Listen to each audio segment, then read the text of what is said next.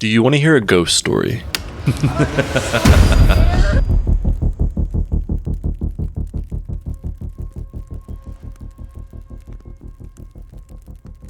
Good evening, I'm Ben, and this is Do You Want to Hear a Ghost Story, the podcast where each Wednesday you and I will gather around the virtual campfire to share tales that raise the hair on the backs of our necks.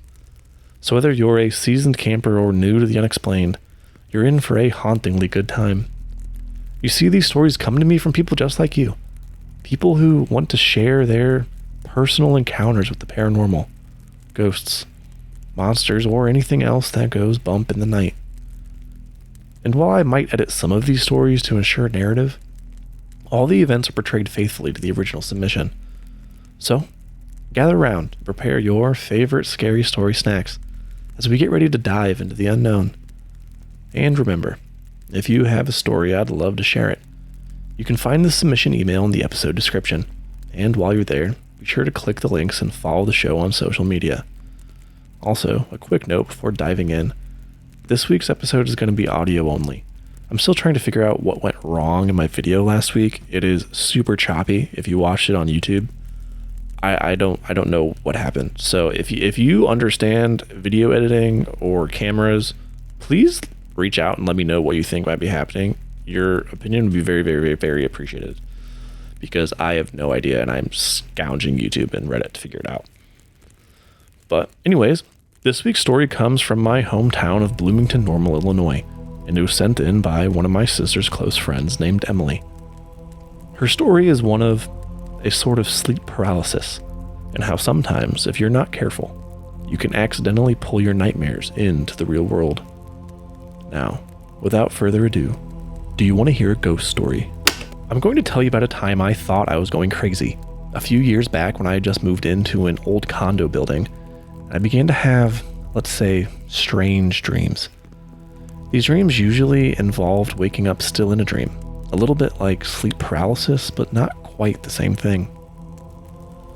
Usually when I woke up stuck to my bed, I would see what I thought were shadowy figures all around my periphery, and sometimes even crawling up into the bed with me. But I could usually tell that I was still kind of asleep, if that makes sense. Now, all this was terrifying. I'd be lying if I said it wasn't. But it did, however, become commonplace. Until one night I had a different kind of experience. One that changed my perception of what is real and what is not. The dream began like any other. I was suddenly plunged into a story. I was house hunting with my mom in the northern backwoods of Pennsylvania. Up there, it's all little colonial homes with plenty of land and trails surrounded by trees, nature, and winding roads. We pulled up to the last house on the list, arriving before the realtor. As we waited, I decided to walk around the property. After all, it was beautiful, and seemingly morphed into everything I ever wanted. The leaves on the trees turned a nice golden yellow and orange before my eyes. You know how they get in the autumn a few weeks before they turn brown and fall to the ground? Just like that. And I knew this is where I wanted to live. As I walked around the side of the house, I noticed a little stone path. My mom came up behind me, suggesting that we check it out. We walked slowly along a little winding path as the light filtered down through the leaves and the birds chirped happily. After a little while, the light got brighter and brighter as the path opened up onto a meadow. I walked out into the warm sun, looked up at the sky, and took a deep breath, enjoying the fresh air. When I looked down at the path, I noticed that there were buildings that looked like a barracks or some other type of military installation, lining both sides of the path about 100 yards ahead. There was a fence surrounding the entire area, but an open gate leading in. As we walked towards it, I noticed a whole bunch of people milling around aimlessly inside, all seemingly in the same outfit. I assumed, much like the buildings looked, they were also part of the military, but it was still too far to make them out clearly. My mother and I were intrigued. We continued walking closer to the structure.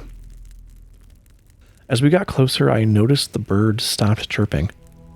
When did that happen? Now I stopped, and for the first time I could truly see the scene before me. The gait of these people seemed off. It all seemed off. They didn't walk quite right. Like, I don't know, they just sat on a stone bench for 5 hours and both their legs were asleep. They were also a little bit unable to use their arms, just kind of swinging. Then a man twitched and turned his head without moving his body a full 180 degrees, looking straight back at me and my mother. All of a sudden, alarm bells started ringing from the building, and these people, these creatures, started twitching their way towards us. My heart began to pound as they got closer, as I stood frozen for a moment. Zombies? I immediately turned to my mother and I told her to run as fast as she could, and we did just that. We turned and looked back towards this horde of rotting flesh chase after us. I was terrified. I didn't want to be eaten by zombies. I didn't want to see my mom get eaten by zombies. But then I remembered that this is a dream. I can wake myself up. I began pushing myself out of the dream. Now, I don't know if you have experienced this, but trying to wake yourself up out of a dream feels like you're laying at the bottom of a pool filled with honey. You keep pushing and pushing, telling yourself all you have to do is just break through the surface and you'll wake up. Pressure builds in your temples, your ears ring, and you feel like you're never going to be able to breathe again when suddenly you're awake. I was awake. Oh, thank God. I cracked my eyes open to see the sun was just starting to shine through my window. That means it must be just before my alarm goes off. I laid there trying not to move and tried to calm myself down from what was, again, another horrible night's sleep. I heard some grunts and felt my dog jump up on the bed, so I rolled over to cuddle him, but as I turned, he wasn't there. Instead, someone was standing at the end of the bed. A rotting someone. A zombie from my dream. They had their hand on the bed and began to crawl onto it. My throat closed as I tried to scream and throw the covers over myself to protect myself. I am awake. This is reality, isn't it? Instead, maybe this is just another dream. I don't know.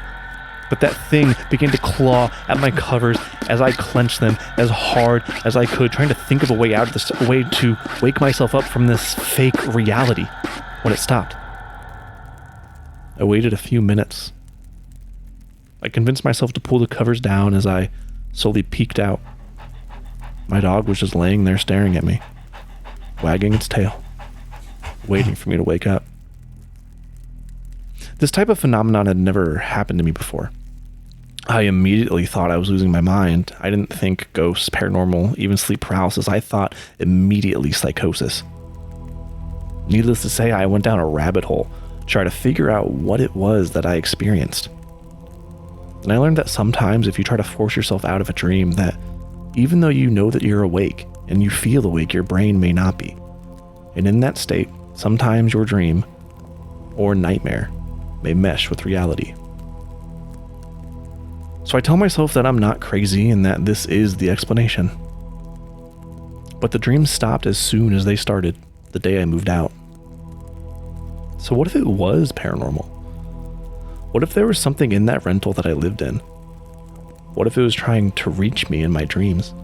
This question still haunts me. So what do you think? Was it just a daydream from a dream I just forced myself up from? Or is this paranormal?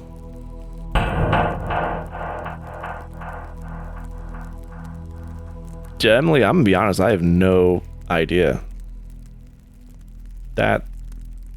I'll tell you what, I'd piss myself if I woke up and there was a zombie at the end of my bed. I'd piss myself. What the hell?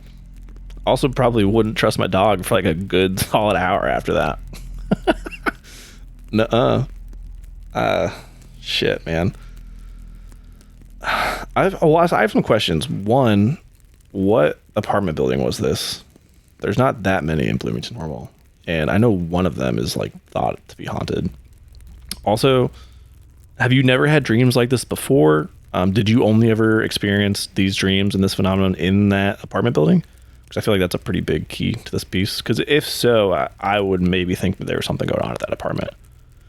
And I don't know, do we know who lives there now? Can we reach out to them, see if they've experienced anything similar? Could be interesting. But yeah, I don't know.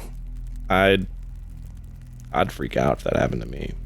But I suppose that's all for today's episode. So thank you for listening to Do You Want to Hear a Ghost Story? If you enjoyed today's story, please be sure to share it with your friends, and don't forget to submit your own stories to be featured in a future episode. You can find all the links and contact information in the episode description. Until then, stay spooky.